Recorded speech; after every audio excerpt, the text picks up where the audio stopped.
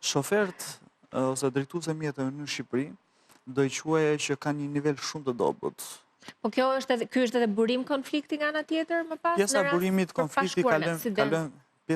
konflikti kalojmë tek niveli, sepse nëse një drejtues mjeti nuk ka informacion në mënyrën se si do të sillet në rrugë, shpeshherë do konfliktohet, sepse mendon që gjithmonë ai ka të drejtë. Nuk kam patur shumë raste aksidenti që ka lindur konflikti, se të gjithë thonë unë s'kisha faj. Unë s'kisha faj, thot drejtuesi tjetër. Por kjo vjen fal nivelit. Nëse ai nuk ka informacion për gabim që ai ka kryer në rrugë, atëherë do shkojë te konflikti. Do të thonë, është mungesa e informacionit, niveli ulit dhe shqiptarët.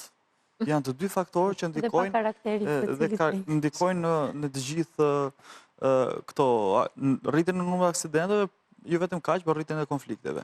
Unë kam pas rast konkret vetë që një drejtuese femër gati sa, domethënë, nuk ka përshkallëzoi konflikti, sepse mendon se kishte të drejtë. Imagjino mua